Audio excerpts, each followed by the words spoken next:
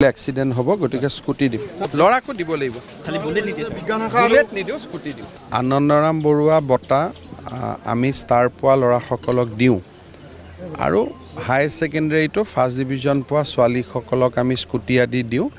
এইকেইটা দিন বানপানীৰ পৰিৱেশটো বাদ হ'লেই আমি 4-5 তাৰিখে এখন মিটিং কৰি কি ধৰণে কেনেকৈ কৰোঁ কাৰণ যিহেতু ভৱিষ্যতে আৰু মেট্ৰিক সেই ধৰণে গুৰুত্বপূৰ্ণ হৈ নাথাকিব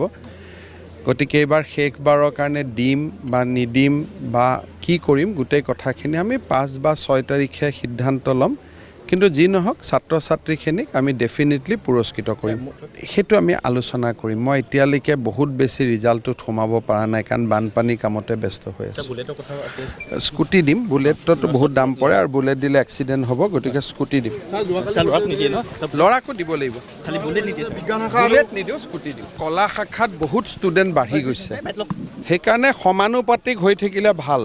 ল'ৰা ছোৱালীয়ে বাণিজ্য আৰু বিজ্ঞান শাখাত পঢ়াটো ডেফিনেটলি প্ৰয়োজনীয় কিন্তু আৰ্টছতো আছে কিন্তু সকলোৱে যদি আৰ্টছ পঢ়ে তেতিয়াহ'লে ছায়েন্স আৰু কমাৰ্চৰ পষ্টবিলাক খালী হৈ থাকিব আমি বিজ্ঞান শাখাটো যোৱা কেইবছৰ বহুত বঢ়াইছোঁ প্ৰায় 50খন স্কুলত কলেজত আমি নতুনকৈ আনিছোঁ স্কুটি দিম বুলেটতো বহুত দাম পৰে আৰু বুলেট দিলে